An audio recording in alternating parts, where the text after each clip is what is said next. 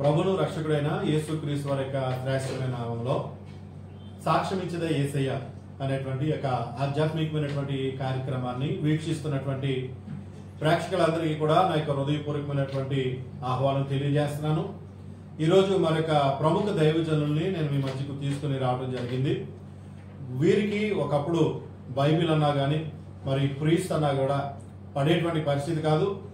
మరి ఎటువంటి పరిస్థితుల్లో ఉన్నటువంటి వారు ఈరోజు ఎలాగైనా పరిచయంలోకి వచ్చారు, దేవుని పరిచయంలో ఎలా కొనసాగుతున్నారు, అసలు దాన్ని అలాగ అవడానికి గల కారణాలు ఏంటి, దైవజనులు వారిని అడిగి మనం తెలుసుకునేటువంటి ప్రయత్నం చేద్దాం. అయ్యగారు వందనాలండి. ఈరోజు మీరు సాక్ష్యం ఇచ్చేదే యేసయ్య అనేటువంటి మా యొక్క కార్యక్రమానికి మీ యొక్క సాక్ష్యాన్ని పంచుకోవడానికి, మీరు ప్రభువులోకి ఎలా వచ్చారు విషయాలు పంచుకోవడానికి మీరు వచ్చినందుకు మీకు ప్రభు పేరట ప్రత్యేకమైన వందనాలు తెలియజేస్తున్నాను. మరి ప్రేక్షకులతో మీ యొక్క సాక్ష్యాన్ని మీరు పంచుకునే ప్రయత్నం చేస్తారా? అందరికీ వందనాలండి. నా పేరు శాంతరాజు, మా ఇంటి పేరు మైలావతిల.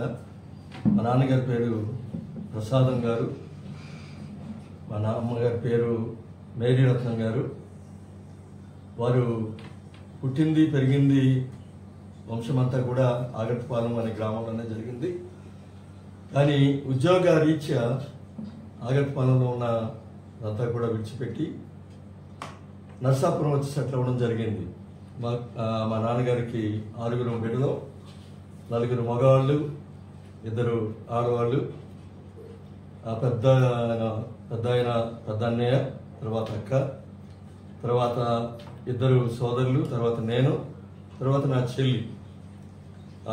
మా తల్లిదండ్రులు కూడా చాలా ఆధ్యాత్మికంగా ఆత్మీయంగా మంచి క్రైస్తవ జీవితాన్ని జీవించినటువంటి వారు, మంచి సాక్ష్యాన్ని కలిగి, ఎంతగా అంటే వీలైతే దేవుని కొరకు ఉన్న ఆస్తులను కూడా పణంగా పెట్టినటువంటి అనుభవమే వారి జీవితాలలో కనిపిస్తుంది తప్ప ఏదో సంపాదించుకోవాలి అనే ఆశ కానీ, ఏదో అభివృద్ధి చెందాలి, లోకరీత్యా పేరు ప్రఖ్యాతులు సంపాదించుకోవాలనే ఆశ కానీ వాళ్ళు ఏమాత్రం కూడా ఉండేది కాదు.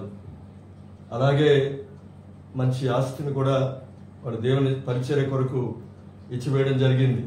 అలాంటి భక్తి కలిగినటువంటి కుటుంబంలో పుట్టినటువంటి నాకు చిన్నతనం నుంచి కూడా నేను ఆఖరివాడిని, మా ఇంట్లో ఆఖరివాడిని కాబట్టి చాలా గారభంగా పెంచేవాళ్ళు, చాలా ప్రేమగా చాలా ఆప్యాయంగా చూస్తుండేవారు. అయినప్పటికీ కూడా నా బ్రతుకు సరైనటువంటి రీతిగా సాగలేదు. 19వ సంవత్సరం వచ్చే వరకు కూడా ఇష్టానుసారంగా నేను జీవించాను. ఎంతగా ఇష్టానుసారంగా బ్రతకడం అంటే 19వ సంవత్సరంలో 20వ సంవత్సరంలో కూడా అడుగుపెట్టక ముందే చనిపోతే బాగుంటుంది అనేటువంటి ఆలోచన కూడా నాలోకి రావడం జరిగింది. ఇక చచ్చితేనే కానీ ఈ బ్రతుకు చాలిస్తేనే కానీ ఇక లాభం లేదు అన్నట్టుగా ఆ ప్రేరేపణ నాలో వస్తూ ఉండేది. ఎందుకంటే నేను జీవించినటువంటి ఆ పాపపు జీవితము, ఆ పాప సంబంధమైనటువంటి ఆలోచనలు, ఆ పాప సంబంధమైనటువంటి జీవిత విధానము, అలవాట్లు, ఇవన్నీ కూడా దేవునికి దగ్గర చేయడం కాకుండా దేవునికి దూరంగా జరిపి ఇక నా బ్రతుకు మీద నాకే వ్యక్తి కలిగించేంత పరిస్థితులు అవి కలిగించడం జరిగింది. సరే, అట్లాంటి ఆలోచనలతో ఉంటున్న సమయంలో ఇలాగే రాత్రులు నిద్రపట్టేది కాదు. దాదాపుగా 2 గంటలు, రాత్రి 3 గంటల వరకు కూడా వీధులంతా తిరుగుతూ ఆ అరుగు దగ్గర, ఈ గుడి దగ్గర, ఆ ఇంటి అరుగు మీద అక్కడిక్కడ కూర్చుంటూ, ఎందుకంటే మనశ్శాంతి లేనటువంటి స్థితి, నెమ్మది లేని స్థితి, అసలు ఎందుకు పుట్టానో అర్థం కానటువంటి పరిస్థితి, ఎందుకు పెరుగుతున్నానో, అసలు నా బ్రతుకు యొక్క ఉద్దేశం ఏంటో, అది నన్ను ఎందుకు దేవుడు పుట్టించాడో, అసలు దేవుడు అనేవాడు ఉన్నాడా అన్నట్టుగా నా బ్రతుకంతా అదే రీతిలో కొనసాగింది. కాబట్టి ఇక ఎంతగా నేను మార్చబడ్డానంటే నేను చనిపోతే మంచిది, అదే నా జీవితానికి ది బెస్ట్ సొల్యూషన్ అనుకున్నాను నేను. అదే సరైనటువంటి ముగింపు అనుకున్నాను నేను. అనుకుని ఇలాగా జీవిస్తూ ఆ తల్లిదండ్రుల భక్తిని ఏమాత్రం కూడా కించెత్తు కూడా ఆకట్టుకోలేక, ఆకలింపు చేసుకోలేక, ఏదో నామకహ మందిరానికి వెళ్ళడం, అందరితో కలిసి పాటలు పాడుతూ ఉండేవాడిని, వాక్యం విన్నట్టుగా వినేవాడిని, అన్ని బాగుండేది. కానీ నాలో ఉన్నటువంటి నా ఆలోచనలు అవి నన్ను ఆ పద్ధతిలో నడిపిస్తూనే ఉండేవి, పాపపు ఆ పద్ధతిలో నడిపిస్తూనే ఉండేవి. చేతులు జేబులో సిగరెట్ ప్యాకెట్, దాంతోనే మందిరంలోకి వెళ్ళి కూర్చొని ఏదో వినాలి అన్నట్టుగా. ఎందుకంటే క్రైస్తవ కుటుంబంలో పుట్టాను కాబట్టి క్రైస్తవత్వం ఏదో కాస్త బయటకు చూపించాలి అన్నట్టుగా వేషధారణతో కూడినటువంటి భక్తి కూడా ఉండేది. ఒక ప్రశ్న ఏంటంటే, మీరు తల్లిదండ్రులు వాళ్ళని ఇంప్రెస్ చేయడానికి మాత్రమే మీరు మందిరానికి వెళ్ళేవారు తప్ప మీకు స్వహతాగా మందిరానికి వెళ్ళాలనేటువంటి ఆలోచన ఏమీ ఉండేది కాదు. అది సరైనటువంటి వివరణ. అది నేనేదో వాళ్ళని సంతోష పెట్టాలి, లేకపోతే చూసేవాళ్ళు అదే క్రైస్తవ కుటుంబంలో పుట్టాడు కాబట్టి భక్తిగా ఉంటున్నాడు అనుకోవాలన్నట్టుగానే చేశాను తప్ప. తల్లిదండ్రులు కూడా వాళ్ళు కొంచెం సమాజంలో గౌరవప్రదమైనటువంటి పరిస్థితులు ఉన్నారు కాబట్టి వారి గౌరవాన్ని కాపాడడానికి కూడా మీరు వెళ్ళేటువంటి వారి అన్నట్టుగా వెళ్ళేవారు. ఆ తలంపు కూడా ఉంది. అంటే ఇప్పుడు మీరు చెప్పారు, మీరు సిగరెట్ ప్యాకెట్లతో ఇలాగా మందిరానికి అలా కూడా వెళ్ళినటువంటి సందర్భాలు ఉన్నాయి. జీవితంలో విరక్తి కలిగింది, చనిపోదామని ఇలాంటి పరిస్థితి, అంటే అవన్నీ ఉంటూనే మీరు మందిరానికి వెళ్తా ఉండేవారు? మందిరానికి వెళ్ళి కూర్చునేవాడిని కానీ ముళ్ళ మీద కూర్చున్నట్టుగా ఉండేది. తేళ్లు జల్లు పాగుతున్నట్టుగా ఉండేది. ఏం పరిస్థితి, ఏం పాటలు ఇవి, ఏంటో వాక్యం అంటారు, పాస్టర్ అంటారు, ఇది అంతా వేషధారణ, ఇదేదో నటన అన్నట్టుగానే ఉండేది నాకు. పాస్టర్లు అంటే మహా కోపం. ఎందుకంటే వాళ్ళు చేసేదంతా కూడా ఏదో సంపాదన కోసమే అన్నట్టుగా ఒక తలంపు నాకు. డబ్బులు సంపాదన, వాళ్ళు బ్రతకడం కోసం ఏదో ఇలా చేస్తారు తప్ప వాళ్ళకి భక్తి కాదు, ఏమీ కాదు అన్నట్టుగా అనుకుంటుండేవాడిని. కాబట్టి ఒకవేళ ఎప్పుడన్నా పాస్టర్ గారి ఇంటికి వస్తే అది వెళ్ళే వరకు నాకు కుదురుండేది కాదు, నా మనసు కుదురుండేది కాదు, నా శరీరము కుదురుండేది కాదు. అంటే ఎప్పుడు వెళ్ళిపోతారని చూసేవారు, ఎప్పుడు వెళ్ళిపోతాడా అన్నట్టుగా. తల్లిదండ్రులు ఏదైనా వాళ్ళకి ఏదైనా ఇచ్చినట్టుగా కనిపిస్తే ఆ కోపం మీద ఇంకా మండుతూ ఉండేది నాకు. ఎందుకంటే మనమే ఇబ్బందులు పడతా ఉంటే, మనమే ఏదో కష్టపడుతూ బ్రతుకుతా ఉంటే మళ్ళీ వీళ్ళు వచ్చినప్పుడు ఏదో చదివిస్తూ ఉండాలి అన్నట్టుగా ఒక భావన అనమాట. అంటే పాస్టర్లు అంటే అప్పుడు మీ దృష్టిలో ఏంటంటే వాళ్ళు ఏదో ఒకటి తీసుకుని వెళ్ళిపోయేవారు, అది వాళ్ళకి ఏదో ఒకటి ఇస్తేనే కానీ వెళ్ళరు అని అనుకునేవారు అన్నట్టుగానే ఉండేది నాకు. సో ఎవరొచ్చినా నేను వాళ్ళు అంగీకరించేవాడిని కానీ ఈ పాస్టర్లు వస్తే మాత్రం నా తలంపులన్నీ పాడైపోతుండేవి. వాళ్ళు ఎప్పుడు బయటకు వెళ్తాడా అని చూసేవాడు తప్ప. ఇంచుమించు ఇలాంటి ఏ ఇయర్ లో అయి ఉంటది ఇది? నేను రక్షణ పొందక ముందు అంటే దాదాపుగా 1987, 88, 89 సంవత్సరాలు, 89వ సంవత్సరంలో నేను రక్షించబడ్డాను. 87, 88 సంవత్సరాల్లో నాకు ఉన్నటువంటి అనుభవాలు ఇవి. సో పాస్టర్ వస్తే ఇక నాకు ఏదో పుండు మీద కారణం జరిగినట్టు అంటారు కదా, ఆ ఆలోచన విధానాన్ని కలిగి ఉండేవాడిని. ఇక ఎప్పుడు వెళ్ళిపోతాడా అని చూసేవాడిని. వెళ్ళిపోతే నేను కురిపించుకున్నట్టుగా ఉండేది నాకు. అంటే అప్పటి వరకు, అంటే వాళ్ళు ఉన్నప్పుడు అప్పటి వరకు కూడా మీకు ఏదో వాళ్ళు వెళ్ళిపోతే బాగుంటుందా అన్నట్టుగానే ఉండేటువంటి మీరు, ఇప్పుడు ఇంతకు ముందు మీరు చెప్పారు అంటే మీ 19వ సంవత్సరంలో మీరు ప్రభుని అంగీకరించారండి. 19 వయసులో మీరు ప్రభుని అంగీకరించారు. ఎలా అంగీకరించారు? మరి ఇంత అయిష్టంగా ఉన్నటువంటి మీరు, పాస్టర్లు అన్నా లేకపోతే దేవుని మరి దేవుడి పేరు చెప్పినా మీకు ఇష్టం లేనటువంటి మీరు ఎలా మీరు ప్రభుని అంగీకరించాలనిపించింది మీకు? అదొక చాలా ఆశ్చర్యకరమైనటువంటి అనుభవం నాకు. ఇప్పటికీ కూడా ఒక ప్రశ్నార్థకంగానే అది ఉంటుంది. అది కేవలం ప్రభు నా పట్ల చేసినటువంటి ఒక కార్యం అనేటువంటి ఆలోచనే తప్ప అది ఎలా జరిగింది అనేది దాన్ని మాటలతో వివరించడం అనేది సాధ్యం కాదు. నేను అయిష్టంగానే ధవళేశ్వరంలో మా పెద్దన్నయ్య అప్పుడు పనిచేస్తా ఉన్నాడు. పనిచేస్తూ ఉంటే ఏం చేస్తున్నారండి ఆయన? అక్కడ ఎలక్ట్రీషియన్ గా చేస్తుండేవాడు. అది చూడడానికైనా వెళ్ళాను. చూడడానికైనా వెళ్ళి అన్నయ్య తీసుకుని వెళ్ళాడు బలవంతంగా. మామూలుగానే ఇదే పరిస్థితి, ఉళ్ళ మీద కూర్చున్నట్టే తేళ్లు జల్లు పాగుతున్నట్టుగానే ఒక ఇష్టంగానే తీసుకెళ్లాడు. బాగోదులే, పెద్దవాడు కదా, తీసుకెళ్తున్నాడు కదా, వెళితే ఏం పోయింది అన్నట్టుగానే వెళ్ళి కూర్చున్నారు. ఎక్కడో పక్కన మూలన చివార్లో కూర్చొని మాటలు వింటా ఉన్నారు ఎప్పుడు లాగినాయి. కానీ ఆ రోజు జరిగినటువంటి పరిస్థితి నాకు ఇప్పటికీ కళ్ళకు కట్టినట్టుగా కనిపిస్తుంటది. అదేంటంటే నేను వింటూ ఉండగానే నాకు తెలవకుండానే నా చెవులు, నా హృదయం కూడా ఆ మాటలు తట్టు తిరిగినాయి. ఆ మాటలు ఎలాగున్నాయంటే, ఏ మాటలు అంటే అవి దేవుని సేవకుడు బోధిస్తూ చెప్పిన మాటలు ఏంటంటే, నీ ప్రాణాన్ని బ్రతికించేవాడు, నిన్ను బ్రతికించేవాడు, నీ కొరకు ప్రాణం పెట్టినవాడు, నీ జీవితాన్ని ఎరిగినవాడు, నీ జీవితాన్ని మార్చేవాడు, నీకు సంతోషాన్ని, సమాధానాన్ని, నెమ్మదినిచ్చేవాడు ఒక ఆయన ఉన్నాడు. ఆయనే యేసుక్రీస్తు ప్రభు. ఆయనకు నీ జీవితాన్ని సమర్పిస్తే నీ జీవితాన్ని మారుస్తాడు, నీకు ఒక అర్థాన్ని ఇస్తాడు, నీ జీవితానికి ఒక అర్థాన్ని పరమార్థాన్ని కూడా ఇస్తాడు. నువ్వు ఎందుకు పుట్టావో, ఎందుకు బ్రతుకుతున్నావో, చనిపోతే ఎక్కడికి వెళ్తావో కూడా ఆయన నీకు బోధిస్తాడని చెప్తే ఈ మాటలు నాకు అప్పుడు హృదయంలో తాకినాయి.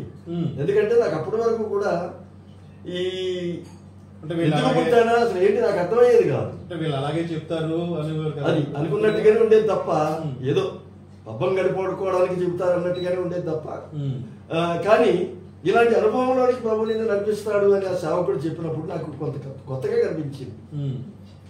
నా బతుక్కి అర్థం లేదు, అసలు ఎందుకు బ్రతుకుతున్నానో నాకు తెలియనటువంటి స్థితిలో ఉన్నటువంటి నాకు ఎప్పుడైతే దేవుని సేవకుడు నీ బ్రతుక్కి అర్థాన్ని పరమార్థాన్ని ఇస్తాడు, ప్రభు నీ జీవితాన్ని వెలిగిస్తాడు, అనేకులకు దీవెనకరంగా చేస్తాడు అనే మాటలు చెబుతున్నాడు. ఆ మాటలు నా హృదయంలోకి వెళ్ళడం, వెళ్ళినటువంటి ఆ మాటలు నా హృదయంలో కార్యాన్ని జరిగించడం ప్రారంభించింది.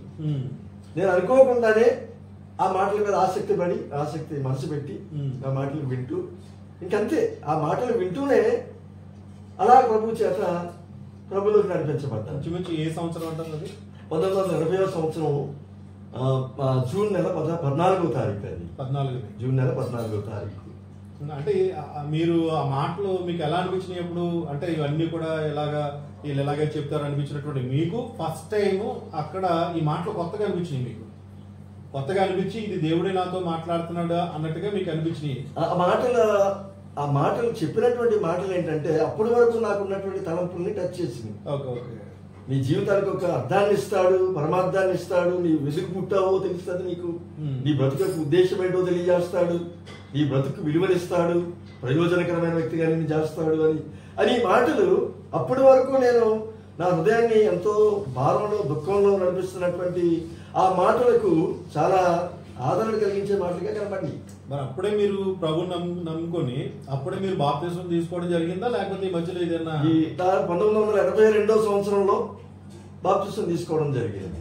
1982వ సంవత్సరం 8వ తారీఖున, డిసెంబర్ 8వ తారీఖున బాప్తిసం తీసుకోవడం జరిగింది. ఎక్కడ తీసుకున్నారు? రాజమండ్రి గోదావరి నదిలో, ఇప్పుడు కాకినాడలో ఘనమైన పరిచయం చేస్తున్నటువంటి విజయ్ కుమార్ గారు నాకు బాప్తిసం అవడం జరిగింది రాజమండ్రి గోదావరి నదిలో. విజయ్ కుమార్ గారు అంటే ఇప్పుడు టీవీలో ప్రసంగాలు చేస్తున్నారు కదా.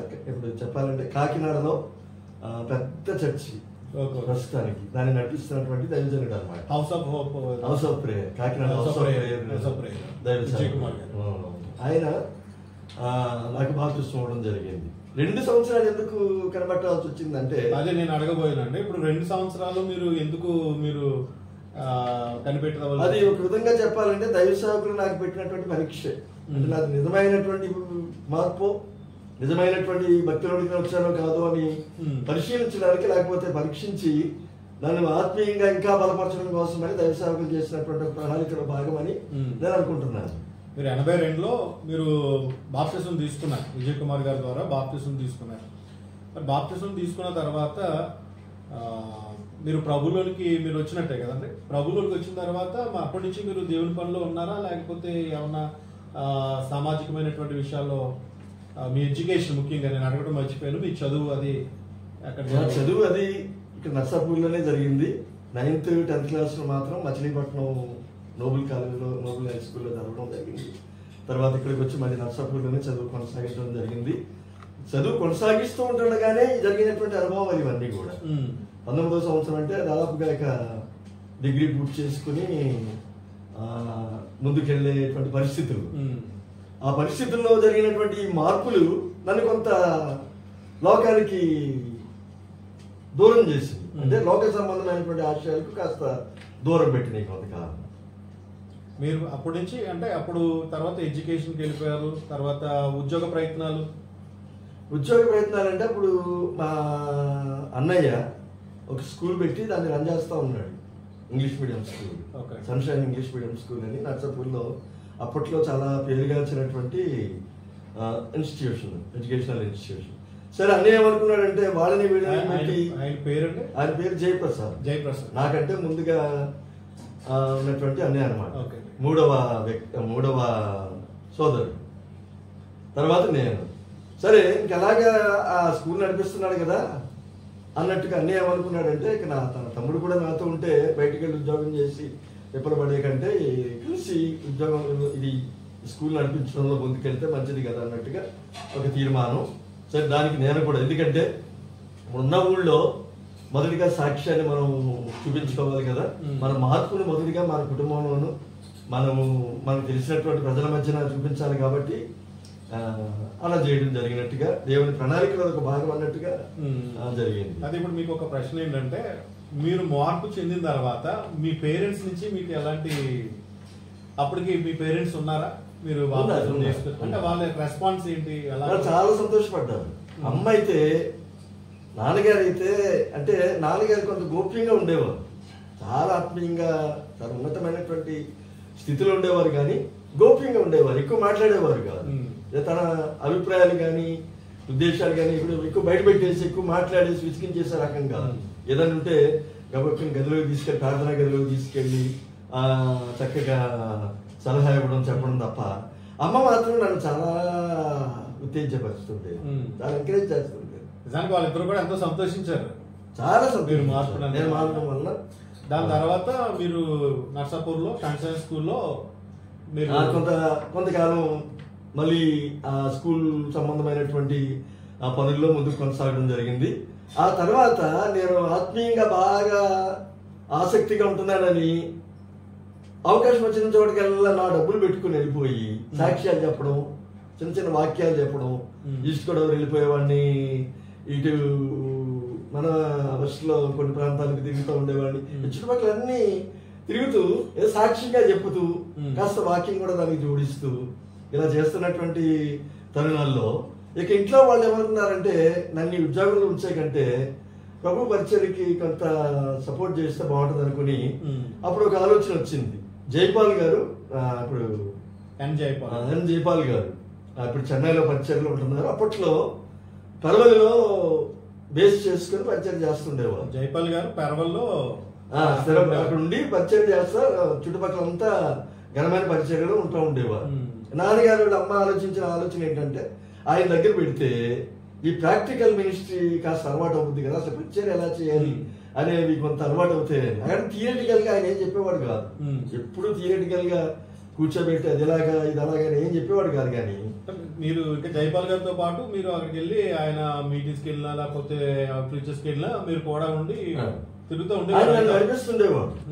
కొన్ని చోట్లకి నన్నే పంపిస్తుండేవాడు, కొన్ని చోట్లకి ఇద్దరం కలిసి వెళ్తుండేవాడు. ఏ సంవత్సరం అండి అది? దాదాపుగా 1985, 86 సంవత్సరాలు, 84, 85 సంవత్సరాలు. ఇంచుమించి మీకు గుర్తుండి ఏ ఏ ప్రాంతాలు తిరుగుంటారు వారితో? నేను ఆ తణుకు, పెరవలి ఆ ఏరియాలు, వీరభద్రపురం ఏరియాలు, తర్వాత ఎక్కువగా కాపవరం అని ఈ వాళ్ళు పుట్టినటువంటి ఊరు, జైపాల్ గారు పుట్టినటువంటి ఊరు.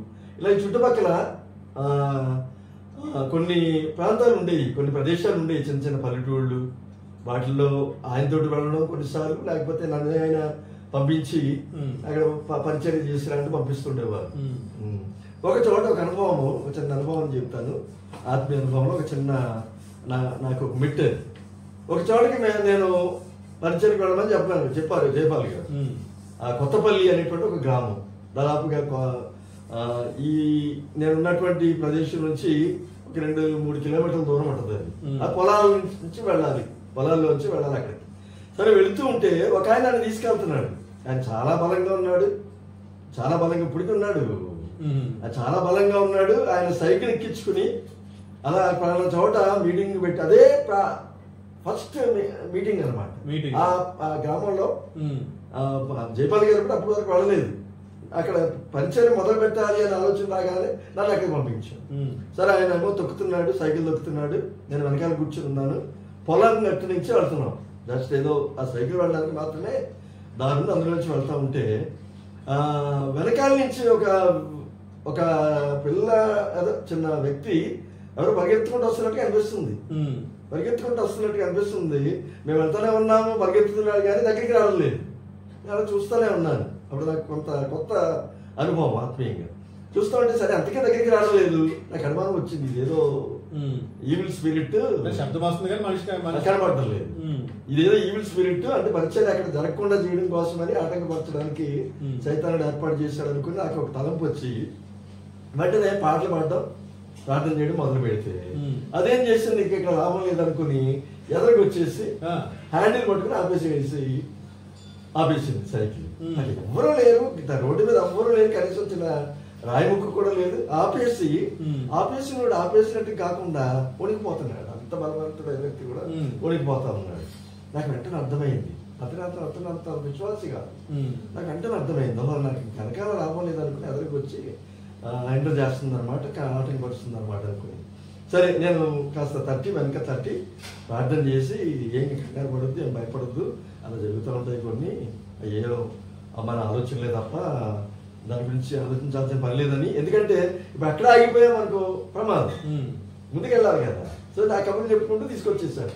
వచ్చాము కానీ అతను ఉడుకుతానే ఉన్నాడు. అంత బలమైన వ్యక్తి కూడా ఉడికిపోతున్నాడు. అప్పుడు అక్కడ ఉన్న వాళ్ళని అడిగాము, అయ్యా ఇక్కడ ఏమన్నా మేము వచ్చే మార్గంలో ఏమైనా జరగకూడని సంఘటనలు ఏమైనా జరిగినాయి అని అడిగితే వాళ్ళు ఏం చెప్పారంటే ఒక అమ్మాయి దాదాపు 16-17 సంవత్సరాల అమ్మాయి అక్కడ ఉరిపోసుకొని చనిపోయింది ఆ చెట్టుకి అని చెప్పడం జరిగింది. అంటే అప్పుడప్పుడే పరిచయలకు వస్తున్నారు కదా, ప్రారంభ దినాలు. సైతాన్ని ఏంటంటే ఏదో రకంగా అది దాన్ని ఆటంకపరిచేయాలి, లేకపోతే ముగింపు పలికేయాలి అని అనమాట. ఇంక వెళ్ళకుండా చేసేయాలి అన్నట్టుగా అదొక అనుభవం అన్నమాట. అప్పుడు మీరు ఊరు వెళ్ళారండి? ఆ ఊరు వెళ్ళడం, వాళ్ళతో మాట్లాడడం, ఫోటో పెట్టడం, వాక్య పరిచయం చేయడం, ఈ విషయాలు ఏమైనా ఇప్పుడు జరిగిన విషయాలు ఏమైనా జైపాల్ గారితో అప్పుడు మీరు పంచుకున్నారా? చెప్పడం కూడా జరిగింది. ఆయన ఏమన్నారండి? ఆయన ఏమన్నారు, ఇలాంటివి జరుగుతూనే ఉంటాయి మామూలే, కానీ పరిచయం అనేది ముఖ్యం. మనం అదే ప్రాక్టికల్ మినిస్ట్రీ అని ఎందుకు పంపించాలి అంటే అప్పుడు నాకు అర్థమైంది. అదే థియరిటికల్ గా కాదు, ఇలాంటి సంఘటనలు ఎదుర్కోవడం ద్వారా ప్రభుత్వం ఇంకా బలపడి ముందుకెళ్ళడానికి అవకాశం. మీరు చాలా కాలం sunshine school, Narsapur sunshine school అంటే ఒక పేరుగాంచినటువంటి ఒక ఇన్స్టిట్యూషన్. అది కొన్ని వేల మంది ఆ స్కూల్లో విద్యను అభ్యసించిన వారు. సన్షైన్ స్కూల్ నర్సాపూర్లో సన్షైన్ స్కూల్ ఉండేది, ఇప్పటికీ ఉందండి. మరి ఎంతో మంది, కొన్ని వేల మంది విద్యార్థులు మరి అక్కడ విద్యను అభ్యసించి దేశ విదేశాల్లో మరి గొప్ప ఉన్నతమైన స్థితిలో ఉన్నటువంటి వారు కూడా ఎంతో మంది వారు ఉన్నారు. మరి అటువంటి స్కూల్లో మీరు ఎన్నాళ్ళు మీరు పనిచేశారు? నేను దాదాపుగా 27-28 సంవత్సరాల స్కూల్లో పనిచేయడం జరిగింది. మొదటిగా నేను ప్రవేశించినప్పుడు ఎల్కేజీ టీచర్గా నా పనిని మొదలు పెట్టాను. ఆ తర్వాత అట్లా ఎదుగుతూ ఆఖరికి ఒక ప్రిన్సిపల్గా, అకాడమిక్ ప్రిన్సిపల్గా ఆ స్కూల్లో విధులు నిర్వర్తించడం జరిగింది. మీరు ఒక పక్క ఈ ఉద్యోగ ధర్మాన్ని నెరవేరుస్తూ మరొక పక్క మరి సేవలు అనేకమైనటువంటి ప్రాంతాలు తిరిగేవారని మేము విన్నాం. మరి ఒక పక్క ఉద్యోగ ధర్మం చేస్తూ మరొక పక్క అనేకమైనటువంటి ప్రాంతాలు, పట్టణాలు, గ్రామాలు కాకుండా మరి చాలా సుదూరమైనటువంటి ప్రాంతాలు కూడా వెళ్ళి మీరు దేవుని పరిచర్యలో పాల్గొన్నారు అనేటువంటి విషయాలు మరి మేము విన్నాం. అలాగే మీరు పరిచర్య చేస్తూ ఉండగా, అంటే ఒక పక్క స్కూల్లో అలాగే మరొక పక్క దేవుని పరిచర్య చేస్తూ ఉన్నప్పుడు మీకు ఎలా అనిపించేది? ఇప్పుడు నాకు స్కూల్లో ఉద్యోగం చేస్తూనే ఉండేవాడిని, కానీ నా మనసంతా మాత్రం ప్రభు మీద ఉండేది. ప్రభు కోసం ఏదో ఒకటి చెయ్యాలి. ఎందుకంటే ఆ స్కూల్ పని అనేది నన్ను నేను పోషించుకోవడానికే తప్ప, నా కుటుంబాన్ని పోషించుకోవడానికే తప్ప, అసలు భారం అనేది నాకు లోపల నన్ను బలపరుస్తూ ఉండేది. అది నన్ను తొందరపడుతూ ఉండేది. నువ్వు రక్షించబడ్డావు కదా, ప్రభు కోసం వాడబడాలి అని. అందుకని పగలంతా ఉద్యోగంలో ఉండి అలసట అనేది అసలు ఆలోచించ లేకుండా మళ్ళీ సాయంత్రం అయిపోగానే మళ్ళీ 7:30-8 గంటలకి మళ్ళీ బైబిల్ తీసుకొని ఇతర ప్రాంతాలకు కూడా వెళ్ళిపోవడం జరిగేది.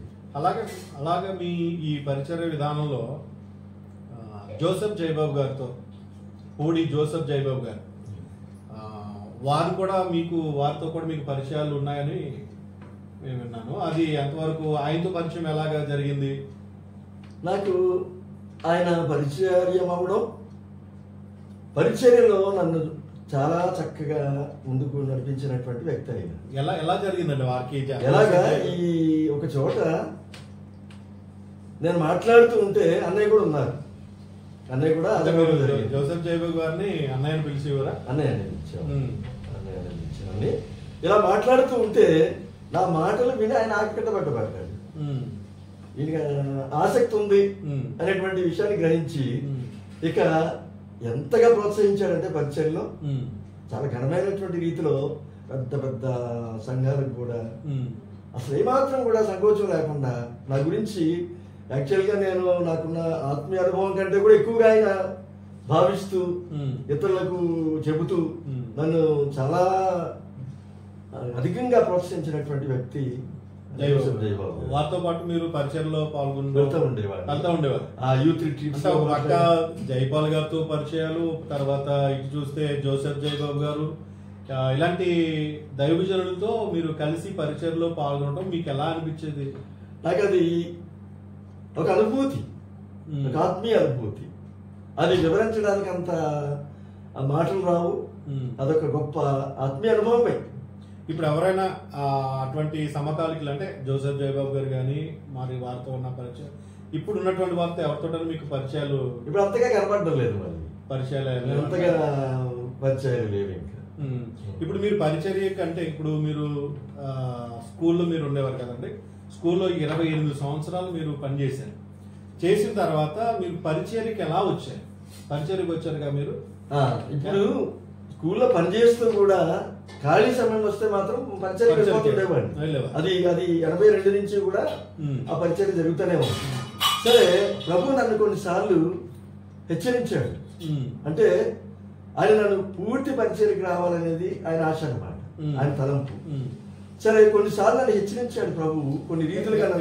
ఎలాగా ఆయన హెచ్చరిస్తా ఉండేవాడు? ఒక సందర్భాన్ని మాత్రం చెప్తాను. ఆ సందర్భం ఇక నన్ను పరిచర్యలోకి ఇక బలవంతంగా నెట్టిందనమాట. ఇక వెళ్ళకపోతే, పరిచయంలోకి పూర్తిగా వెళ్ళకపోతే ఏదో ప్రమాదం పొంచుంది నీకు అనే హెచ్చరిక. ఇక అది లాస్ట్ అదొకటి చెప్తాను. ఒకసారి నేను 3 అంతస్తుల బిల్డింగ్, మా స్కూల్ బిల్డింగ్స్, ఆ పైకి ఎక్కి అక్కడ క్లాసులో సూపర్వైజ్ చేస్తూ ఉన్నాను. బ్లాక్లో జరుగుతున్న క్లాసులను చూస్తూ ఉంటే కిందకి చూసేప్పటికి పెద్ద అగాధం కనిపిస్తూ ఉంది. నేల కనబడటం లేదు, ఏం కనబడటం లేదు, గంతులే అగాధం కనిపిస్తుంది అనమాట. అంటే నేను చాలా సీరియస్గా ఆలోచించాను. ఒకళ్ళు పిలిచి అడిగాను, ఏంటి అంత కొయ్యే ఎక్కడ ఎప్పుడు వచ్చింది అది? మీకు లిటరల్ గా కనబడుతుంది. కనబడుతుంది అసలు అక్కడ ఏమి నేల కనబడటంలా. చక్కటి నేల, సిమెంట్ తీసుకుని నేల, బస్సులు అయ్యి తిరుగుతూ ఉంటాయి, అన్నీ వెళ్తుంటాయి. కానీ నాకు కనబడింది మాత్రం ఒక పెద్ద అగాధం కనిపిస్తూ ఉంది. చాలాసేపు 2-3 సార్లు చూసాను, అదే అగాధం కనిపిస్తూ ఉంది. నాకు చాలా భయమేసింది. భయమేసిన తర్వాత ఆందోళన కూడా పెరిగింది. ఆందోళన అయిన తర్వాత నాకు ప్రభువు ఇచ్చినటువంటి నడిపింపు ఏంటంటే, ఇక నువ్వు పూర్తి పరిచయంలోకి రాకపోతే కనుక ఏదో ప్రమాదం ఉంది నీకు. ఏదంటే మనకు తెలియదు. ఆ ప్రమాదం అంటే ప్రమాదం కలిగజేసేసి నన్ను అంతం చేసేయాలనేది కాదు అక్కడ. దేవుని ప్రణాళిక అది కాదు. కానీ ఏదో ఒక రకంగా నన్ను పూర్తి పరిచయంలోకి ఇది జరిగి ఇప్పుడు ఇది 2012వ సంవత్సరంలో జరిగిన సందర్భం. ఇది 2012వ సంవత్సరం ఆగస్టు నెలలో జరిగినటువంటి సందర్భం అన్నమాట. మీరు ఇప్పటికే మరి ఆ టైం వరకే మీరు ఎన్నో ప్రాంతాలు తిరిగారు. పరిచయం కొరకు తిరగడం, తర్వాత యూత్ మీటింగ్స్ లో మాట్లాడడం, ఆ తర్వాత మరి పెద్ద పెద్ద సంఘాల్లో మాట్లాడడం, సభల్లో మాట్లాడడం, ఇవన్నీ జరిగిస్తూనే ఉన్నారు. ఒక పక్కన ఉద్యోగం చేస్తూ ఇవన్నీ కూడా చేస్తున్నారు. అయితే 2012లో మీకు దేవుడు ఇలాగా మీకు అంటే దేవుడే మీకు చూపించాడు అలాగా, దానికి మీరు యాక్సెప్ట్ చేశారా? యాక్సెప్ట్ చేశానంటే నేను ఎందుకు అంటే నాకు హృదయంలో ఒక తలంపు ఉండేది, ఒక బాధ ఉండేది. ఇటు సాయంత్రాలయ పరిచయం ఏంటి, ఇప్పుడు దేవుడి సేవకుడు అనేవాడు పూర్తిగా దేవుని పరిచర్యలు ఉండాలి కదా. కాస్త సమయం ఏమో నా కోసం ఉపయోగించుకొని వీలైతే వెళ్ళినట్టుగా కనిపిస్తుంది అని కొంత భావన ఉండేది నాకు గతంలో. చాలా కాలం నుంచి నాకు అది కొంచెం నా హృదయాన్ని ఇబ్బంది పెడతా ఉండేది. పూర్తిగా వాడబడలేకపోతున్నానే అని ఆలోచన ఉండేది. కానీ ప్రభు ఏదో 2-3 సార్లు హెచ్చరించాడు, కానీ నేను అంతగా టేకప్ చేయలేదు, దాన్ని గ్రహించుకోలేదు. ఏదో మామూలుగా జరుగుతూనే ఉంటాయి కదా అన్నట్టుగా అనిపిస్తాను తప్ప. ఒకసారి చెప్పకూడదేమో కానీ నేను చెయ్యని తప్పు నా మీద పెట్టి, అంటే అంత సీరియస్ మ్యాటర్ ఏం కాదు కానీ నన్ను ఇబ్బంది పెట్టడం జరిగింది. కాస్త నన్ను బాధపడేటట్టుగా, అంటే ప్రభు ప్రేరేపిస్తున్నాడు, దీని వెనక ఆయన ప్రణాళిక ఉందన్న. అందుకని ఏమి అకారణంగా నిన్ను అలా ఇబ్బంది పెట్టాల్సి వచ్చిందంటే కారణం ఏంటి? నాకున్న మంచి పేరు, అది చెప్పకూడదు కానీ మంచి పేరు ఉండేది. ఆ పేరు కూడా ప్రభువుని నేను కలిగినందువల్ల వచ్చింది తప్ప. కానీ ఇలాగ వచ్చేప్పటికి ఇలాంటి 2-3 జరిగిన తర్వాత కూడా నేను లక్ష్య పెట్టలేదు. అంటే ఏమి చేయడం లేదు అన్నట్టుగా నా మీద అభాండాలు వచ్చేప్పటికి నాకు అసలు ఇబ్బంది కలిగేది. అవును, చేయనప్పుడు నేను ఎందుకు, చేయలేనప్పుడు నేను ఎందుకు ఉండాలి అక్కడ అంటే అది దేవుని ప్రణాళికలో భాగం. నువ్వు చేయలేదు, నువ్వు అది చేస్తున్నావు, కానీ అంతకంటే ఎక్కువగా నీవు నా పరిచయంలో ఉంటే బాగుంటుంది అన్నట్టుగా దేవుడు ఇస్తున్న ప్రేరేపణ అనమాట. సో ఇలాంటివి కొన్ని జరిగినాయి, కానీ నేను ఎప్పుడు పట్టించుకోలేదు.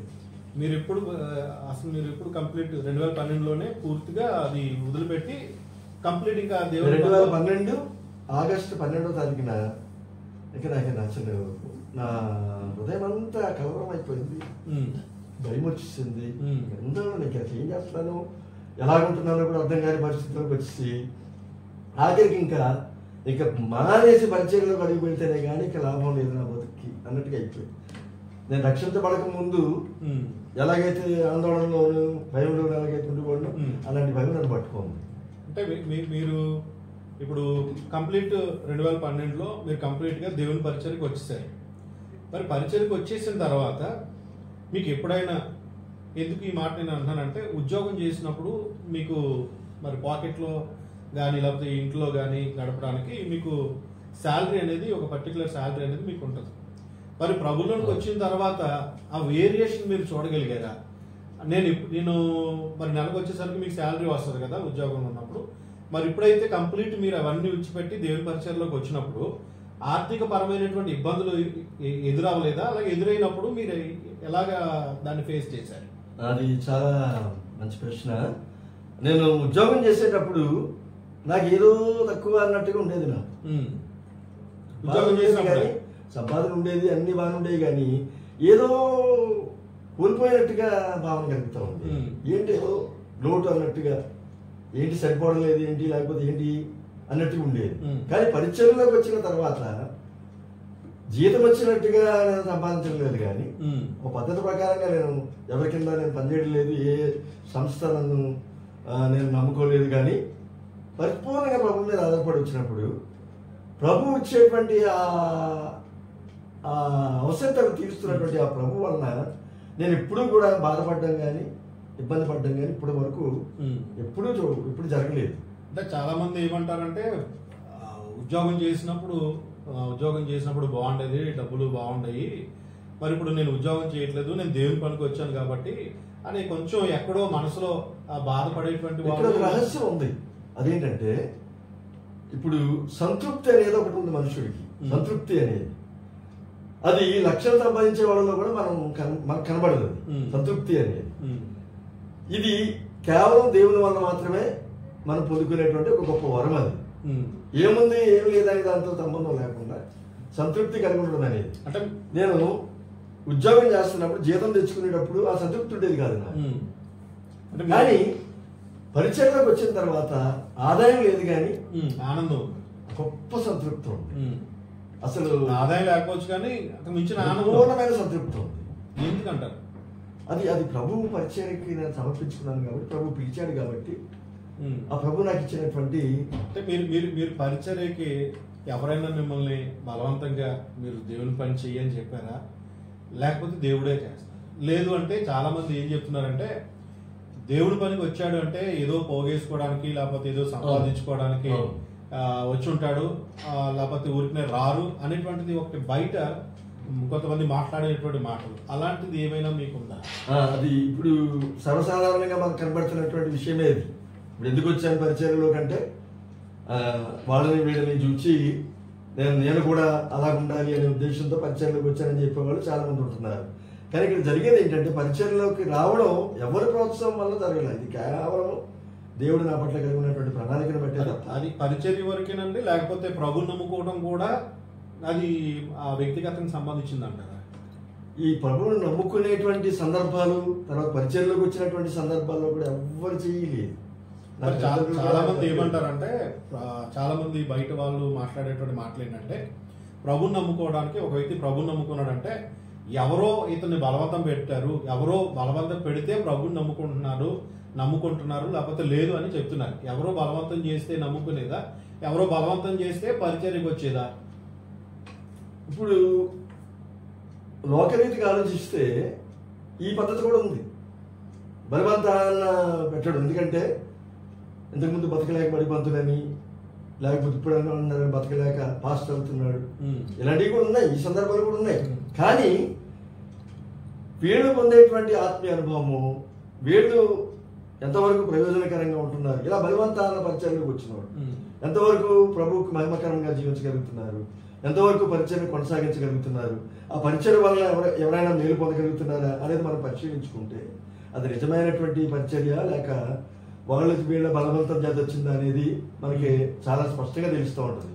ఇప్పుడు నేను నా విషయంలో మాత్రం ఎవ్వరి ప్రోద్బలం లేదు, నాకు ప్రభు ఇచ్చినటువంటి ఆ చక్కని ప్రోత్సాహాన్ని బట్టి నేను ముందుకు రావడం జరిగింది. మీరు ఇప్పటి వరకు ఇప్పటికి ప్రభు పరిచయలోకి వచ్చి పూర్తిగా పరిచయలోకి వచ్చి 2012లో వచ్చానన్నారు కదా, ఇంచుమించు 12 సంవత్సరాలు అయిందా? 13 సంవత్సరాలు అయిందా? ఈ 13 సంవత్సరాల్లో మీకు ఎప్పుడైనా ఎందుకు వచ్చానరా పరిచయలోకి, అనవసరంగా వచ్చానా అన్న అనిపించిన సందర్భం ఏదైనా ఉందా? ఎప్పుడు కళలో కూడా అట్లాంటి అనుభవం రాలేదు. ఎందుకు రాలేదంటారు? నన్ను ప్రభు అలాగే నడిపిస్తున్నాడు, అద్భుతమైనటువంటి రీతిలో ఆశ్చర్యకరమైనటువంటి రీతిలో నడిపిస్తూ ఉన్నాడు. నా పరిచయను కూడా ఆశీర్వాదకరంగా చేస్తూ ఉన్నాడు. నేను ప్రభు దగ్గర చేసుకున్నాను నిబంధన ఏంటంటే, నేను ప్రభా ఏదో ఇలా కనబడేటట్టుగా షో ఇచ్చేటట్టుగా పరిచయం వద్దు, నాకు చాప కింద నీరులాగా పరిచయం సరిపోద్ది ప్రభా. అక్కడ నా ఆత్మలు రక్షించబడితే, నా ఆత్మలు బలపరచబడితే, కొన్ని సంఘాలు మేల్కొల్పబడితే నాకు అంతకంటే ఏం అక్కర్లేదు, నాకేం అక్కర్లేదు. లోక సంబంధమైన ఆలోచనలు కానీ ఆశలు కానీ నాకు ఏమీ లేవు, ఏ పదవి మీద ఆశ లేదు, నాకున్న పదవులైనా వదులుకున్నాను. ప్రాముఖ్యమైన పదవి ఏంటంటే ప్రిన్సిపల్ పదవి. రెండోది నర్స్పూర్ జీడం సంఘంలో ట్రెజరర్ గా ఉండేటువంటి పోస్ట్, దానికి గౌరవం ఉంటుంది. కానీ దానికంటే ఎక్కువగా నేను దాన్ని కూడా వదులుకోవడానికి కారణం ఏంటంటే, దేవుని సేవకునిగా నన్ను సంఘం గుర్తించింది. అది నాకు ఎంతో గొప్ప ఉత్తేజకరమైనటువంటి విషయం అది. ఇప్పుడు చివరిగా మిమ్మల్ని అడిగే ప్రశ్న ఏంటంటే, చాలా మంది బయట వారు అంటే దేవుణ్ణి ఎరగినటువంటి వారు చాలా మంది ఏమంటున్నారంటే, ఎవరినో చూపించి కష్టాలు వస్తాయి, శ్రమలు వస్తాయి, ఇబ్బందులు వస్తున్నాయని చెప్పి మాకు దేవుడు వద్దు అని చెప్పి వాళ్ళు మళ్ళీ తిరిగి వెనక్కి వెళ్ళిపోతున్నటువంటి వారు అక్కడక్కడ మనం చూస్తూ ఉన్నామండి. అలాగే వెనక్కి వెళ్ళిపోయేటువంటి వారు దేవుణ్ణి అంగీకరించి దేవుళ్ళలోకి వచ్చి చాలా సంవత్సరాలు ప్రభువులో ఉండి కూడా మరి వారు ఏదో సాగు చెప్పి వెనక్కి వెళ్ళిపోతున్నటువంటి వారిని మనం అక్కడక్కడ మనం చూస్తూ ఉన్నాం. మరి అది నిజంగా అలాగే అవుద్దా? నిజంగా ప్రభులోకి వచ్చి వెనక్కి వెళ్ళిపోవడం అనేటువంటిది అది ఎంతవరకు సమంజసం? మీరు ఏదన్నా దానికి మూల కారణం ఏంటంటే, ఏదో ఒక తలంపుతో వస్తారు పరిచర్యలోకి. అంటే పరిచర్య కాదండి, ప్రభులోనికి కూడా, అదే ప్రభులోనికి కానివ్వండి లేకపోతే పరిచర్యలోనికి కానీ ఏదో ఒక ఆశతో వస్తారు, ఏదో ఒక తలంపుతో, లేకపోతే లోక సంబంధమైనటువంటి ఆశతోనో. ఎందుకంటే చాలా మంది చాలా అడవుడిగా కనిపిస్తున్నారు దేవుని సేవకులు, నేను కూడా పరిచయంలోకి వెళ్తే అలాగ అవుతానేమో అన్నట్టుగా ఏదో ఒక అభిప్రాయం ఉంది. అభిప్రాయంలో ఒకటి తప్పది, ఇంకా చాలా ఉన్నాయి. సంపాదించుకోవచ్చు అని, లేకపోతే గౌరవం పెరుగుద్ది అని, ఇలాంటి కొన్ని ఆలోచనలు. అంటే ప్రభుని విడిచిపెట్టి సేవకుల కంటే కూడా ప్రభుని విడిచిపెట్టి కొంతమంది మాకు ప్రభు వద్దు, మాకు యేసు ప్రభు కూడా వద్దు అని చెప్పి మేము వెళ్ళిపోయామండి, మాకు మేము విడిచిపెట్టేసాం ప్రభుని అన్నటువంటి వారిని అక్కడక్కడ మనం చూస్తా ఉన్నాం. నిజంగా అలాగా ప్రభుని విడిచిపెట్టి వెళ్ళిపోయే సందర్భం అదే దానికే వస్తున్నాను. ఇది ఎలా జరుగుతుందంటే, వాళ్ళు ఏదో కనబడతా ఉంటారు, ఏదో జరుగుద్ది, ఏదో అవుతుంది అన్నట్టుగా కనబడతా ఉంటారు. కొంతకాలం కనిపెట్టిన తర్వాత వాళ్ళు అనుకున్నది జరగకపోతే, వాళ్ళు అనుకున్న గోల్ రీచ్ అవ్వలేకపోతే, వాళ్ళు అనుకున్న ప్రకారంగా ఎదగలేకపోతే, వాళ్ళు అనుకున్న ప్రకారంగా ఆశించిన ప్రకారంగా సంపాదించుకోలేకపోతే, గౌరవం కానివ్వండి లేకపోతే డబ్బులు కానివ్వండి ఇలాంటి ఏదైనా సంపాదించుకోలేకపోతే ఇక విసిగిపోయి విడిచిపెట్టేసినటువంటి అనుభవాలు కనిపిస్తుంటాయి. అదేంటంటే సరైనటువంటి పునాది లేక, సరైనటువంటి పరిచర్య పట్ల సరైనటువంటి అవగాహన లేక, అది పిలిచిన వాడు దేవుడు, ఆ దేవుడు నన్ను పోషిస్తాడు, నన్ను ముందుకు నడిపిస్తాడు, ఆయన ఎంత చేస్తే అంత అన్నట్టుగా కాకుండా నేనేదో చేసుకోవాలన్నట్టుగా స్వాభిప్రాయాలతో సొంత ఆలోచనలతో ముందుకెళ్ళి ఆఖరికి అది జరగకపోతే ఇక విరమించుకున్నటువంటి సందర్భాలు కూడా చాలా ఉన్నాయి. మీ చివరిగా నేను ప్రశ్న, మీ ప్రసంగాలు, మీరు మాట్లాడే విధానం కానీ మీరు బోధించే రీతి చాలా సులువుగా, చాలా అర్థవంతమైనటువంటి పరిస్థితుల్లో ఉంటుంది అని మనం మరి వింటా ఉన్నాం. మీరు ప్రసంగం చేయడానికి లేకపోతే క్రీస్తుని ఇతరులకి పరిచయం చేయడానికి మీరు వేటి మీద ఆధారపడతారు? ప్రార్థనల మీద? మీరు ప్రార్థనలో ఎంతసేపు మీరు గడుపుతారు? వాక్య ధ్యానం ఎంతసేపు మీరు చేస్తారు? ఇప్పుడు ప్రసంగం అనేది కేవలము దేవుని సహాయం మీద ఆధారపడేది. అది దేవుని సహాయాన్ని బట్టి జరిగేదే వాక్య పరిచర్య. ఎందుకంటే వాక్యం ఆయనది, సంఘం ఆయనది, అక్కడ కూర్చున్న బిడ్డలు ఆయన బిడ్డలు, సేవకుడు ఆయన సేవకుడే, ఆయన పిలుచుకున్న సేవకుడే. ఇవన్నీ దైవ సంబంధమైనవే కాబట్టి ఎప్పుడైతే మనం ఆయన చేతులకు అప్పగించుకొని ఆయన మీద ఆధారపడ్డామో, నేను కాదు ప్రభా అన్నట్టుగా మనల్ని మనం తగ్గించుకుని ఎప్పుడైతే మీరు మాట్లాడితే సంఘానికి దీవెన ప్రభా అన్నట్టుగా ప్రార్థనాపూర్వకంగా. నేను కొన్నిసార్లు ఈ వర్తమానాలు సిద్ధపరచుకోవడం కోసమని రాత్రులు కూర్చొని ఈ నోట్స్ తయారు చేసుకున్న రోజులు ఉన్నాయి. కానీ తీరా ఇంత నోట్స్ తయారు చేసుకుని ఇన్ని రెఫరెన్స్లు పెట్టుకుని ప్రసంగానికి అని పైకి ఎక్కేటప్పటికి మొత్తం సిస్టమ్ అయ్యే మారిపోతుంది. ఎందుకంటారు అలాగా? అది దేవుని నడిపింపు అన్నమాట.